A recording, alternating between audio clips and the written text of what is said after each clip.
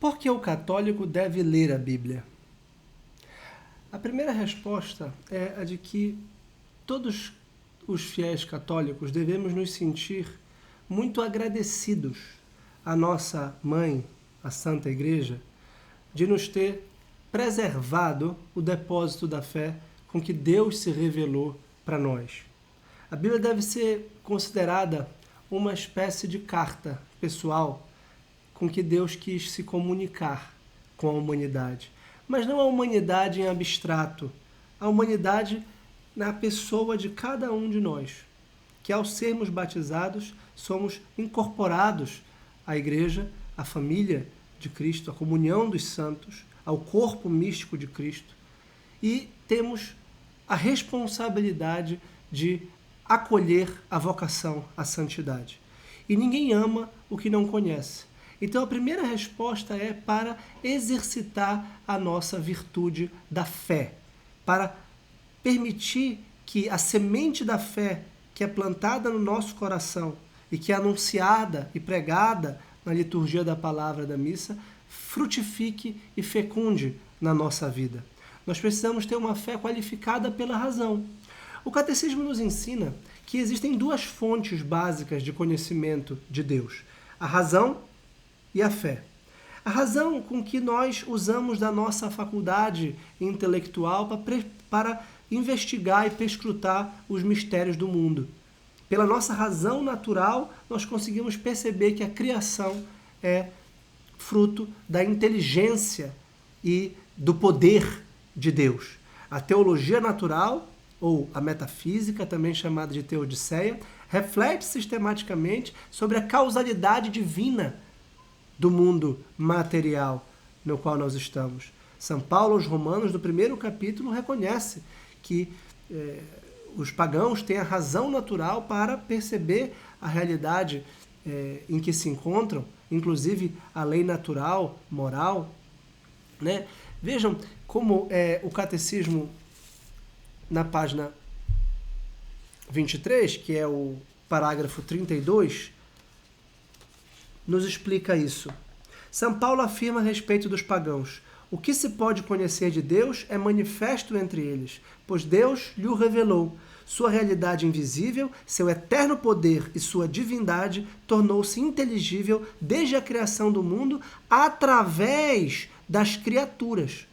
Então os pagãos conhecem a Deus de forma muito imperfeita pela sua razão natural, ao reconhecerem que Deus é o Criador, que Deus é inteligente, que Deus é poderoso. Santo Agostinho, num sermão belíssimo, o 241, diz: interroga a beleza da terra, interroga a beleza do mar, interroga a beleza do ar que se dilata e se difunde, interroga a beleza do céu, interroga todas estas realidades, todas elas te respondem: olha-nos, somos belas. Sua beleza é um hino de louvor, uma confissão. Essas belezas sujeitas à mudança, quem as fez, senão o belo, não sujeito à mudança? Então, tanto São Paulo quanto Santo Agostinho estão demonstrando aqui como a razão natural é capaz de buscar a Deus. Só que ela é imperfeita, porque as nossas faculdades naturais foram debilitadas pelo pecado original e porque nós não conseguimos compreender plenamente a Deus pela nossa razão. É muito difícil chegar até o céu pelas suas próprias forças. Então Deus achou por bem se revelar a nós, descer dos céus até nós. Essa é a ideia da revelação que nós acolhemos pela fé, que é uma virtude diferente da ciência, da virtude da inteligência. E a fé é necessária para complementar o conhecimento turvo e imperfeito, tanto dos sentidos quanto da razão. Por isso, nós temos corpo dotado de faculdades sensíveis, 5 órgãos dos sentidos, nós temos alma moral e intelectual para governar as nossas ações e compreender o mundo ao nosso redor, traduzindo pela linguagem, e nós temos espírito. E é no espírito que reside as nossas virtudes teologais da fé, esperança e caridade.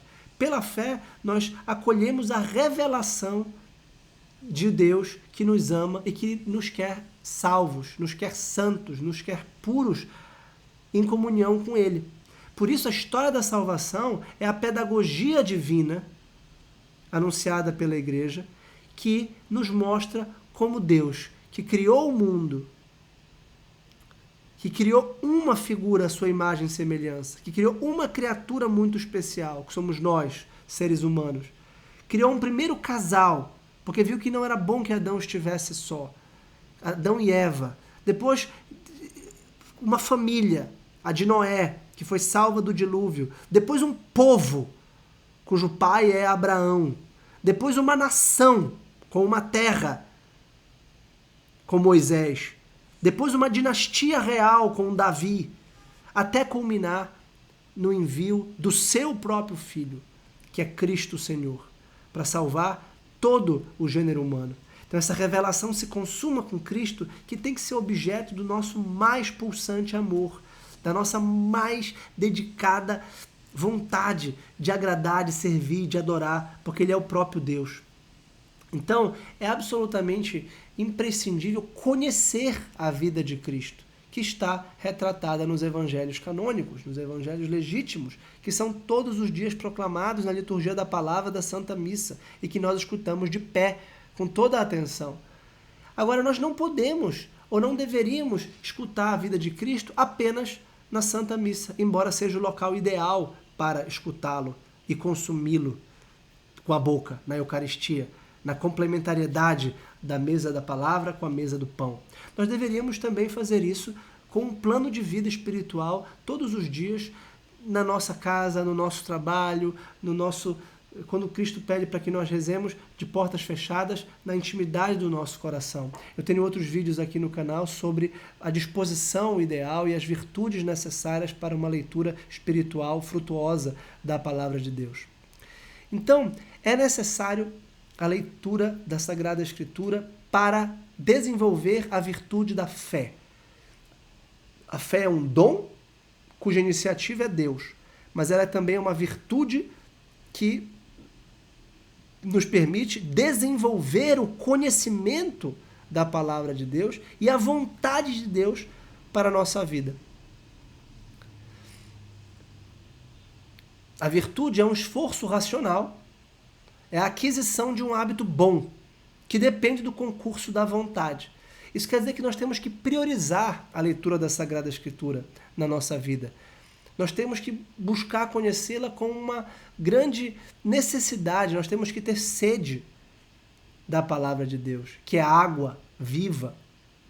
Temos que ter fome desta palavra, que é um pão. Então é decorrência do mandamento do amor. Amarás o Senhor teu Deus com todas as tuas forças, com toda a tua inteligência, com toda a tua vontade, com todo o teu coração.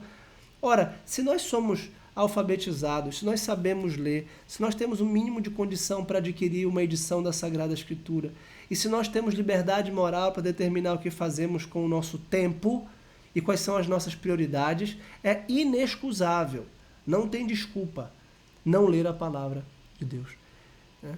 A parábola da semeadura é muito interessante nesse sentido, porque ela revela que a semente da palavra de Deus pode cair em 4 tipos de terreno.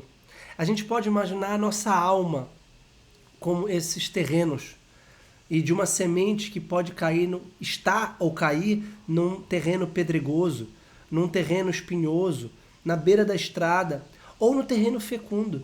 Ora, nós não podemos deixar que os espinhos, que as pedras e que os abutres tirem essa palavra. A gente tem que enraizar essa palavra na nossa alma. Essa palavra tem que estar incorporada na nossa vida como um roteiro, como um caminho, como um mapa, para que a gente não seja presa fácil de ideologias ou heresias que vão nos desviar do caminho. Cristo é o caminho, a verdade e a vida. Mas eu conheço esse caminho? Mas eu conheço esta vida? Mas eu conheço esta verdade? E não é conhecer superficialmente, de ter ouvido falar, de ter um crucifixo, ou ter uma imagem, ou celebrar o Natal, ou quem sabe a Páscoa, ou um feriado. Não, é saber quem é quem na história da salvação. Celebrar os dias litúrgicos de Nosso Senhor, aos domingos, por exemplo, os dias litúrgicos dos santos, de Nossa Senhora, que tem um papel absolutamente incomparável na economia da salvação, de entender especificamente a dinâmica do Evangelho na nossa vida. Isso não é um curso de um final de semana, não é uma catequese uma vez na vida. Isso é algo diário. Por isso que a imagem do pão é tão importante. Porque você come hoje um pão e amanhã precisará comer de novo. É o pão nosso de cada dia. Então nós temos que ter essa fome e diariamente ler a Sagrada Escritura. Porque assim a gente vai deixá-la fecundar na nossa alma. Nós vamos começar a entender melhor a liturgia, que é toda bíblica. A liturgia é toda decalcada da Sagrada Escritura, porque é a consumação do sacrifício perfeito, que começa a ser preparado desde o Antigo Testamento, com o sacrifício de Isaac, por exemplo, os dons de Melquisedeque, e por isso a gente relembra essa história sacrificial.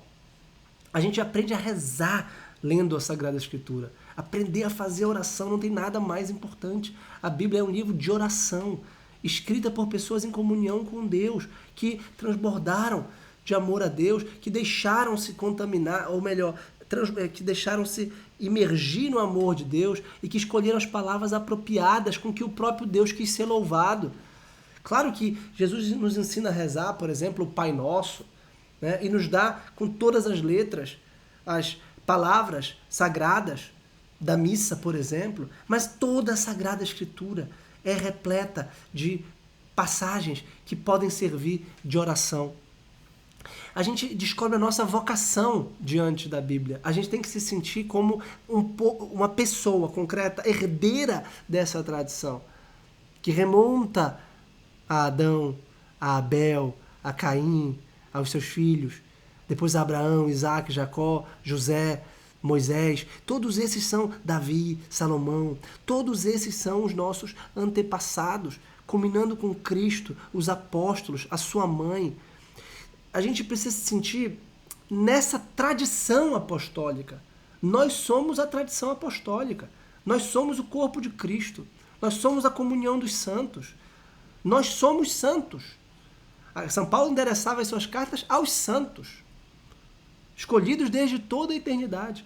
Então, sem essa consciência muito profunda de quem nós somos como cristãos batizados, fiéis leigos batizados, nós tendemos a menosprezar ou subestimar o poder da Sagrada Escritura na nossa vida. É claro que a leitura e mesmo o estudo da Sagrada Escritura não é necessária para a salvação. Eu nunca disse isso. Quantos analfabetos ou iletrados foram salvos e nos precederão no reino dos céus? A nós, que mais estudiosos ou mais eruditos. Aliás, São Paulo dizia, a caridade edifica, a ciência incha. A gente não pode ser soberbo com a ciência bíblica. O exemplo de Santo Agostinho, que era soberbo antes de se converter, ou São Jerônimo, que era muito mais um ciceroniano, como dizia, do que um cristão piedoso, demonstra isso. Não se trata de amor às letras, ou de erudição teológica ou histórica. O que importa para a nossa salvação é amor a Deus e os sacramentos. Cristo não disse, ide fazer leitores da minha palavra, ide editar bíblias e fazer com que todos a leiam. Não é isso. Ide batizar todas as criaturas em nome do Pai, do Filho e do Espírito Santo. As palavras no imperativo de Cristo, como esta, que é o mandamento imperativo do batismo, ou fazer isto em memória de mim, na Santa Missa, aqueles a quem perdoados os pecados, eles serão perdoados. Então é claro que os sacramentos, batismo, a comunhão, a Eucaristia, a confissão, esses são os canais sensíveis da graça invisível que devem ser a base da nossa piedade. Então, no juízo particular, Cristo não vai perguntar se nós lemos a Sagrada Escritura. Como diz São João da Cruz, no fim seremos julgados pelo amor. Mas vejam, a minha argumentação aqui é que o amor qualificado pela inteligência, já que nós somos seres racionais, as nossas ações são todas governadas pelas nossas ideias, pelos nossos princípios, pelas nossas intenções. A partir do momento que nós colocamos Cristo na mente e não sejamos fariseus, hipócritas, sepulcros caiados, Cristo vai jorrar pela nossa boca, nas nossas palavras, no nosso silêncio, nas nossas ações principalmente, que vão se cristianizar com naturalidade. Quanto mais conhecimento da Sagrada Escritura nós tivermos, tanto mais próximo de Cristo nós estaremos. São Jerônimo, grande patrono dos tradutores, leitores, estudiosos da Sagrada Escritura, exegetas em geral, dizia: quem não conhece a Sagrada Escritura não conhece a Cristo. Veja que ele não fala só dos evangelhos, porque os evangelhos são os livros mais importantes da Sagrada Escritura, certamente, mas eles são todos dependentes, de algum modo, do contexto e do pretexto que é a salvação, que repercute em todos os livros da Sagrada Escritura. Se você quiser me acompanhar nessa reflexão que tenho feito, se inscreva aqui na newsletter para receber semanalmente um e-mail com essas reflexões bíblicas para ajudar na sua piedade e na sua leitura. Muito obrigado e até o próximo vídeo.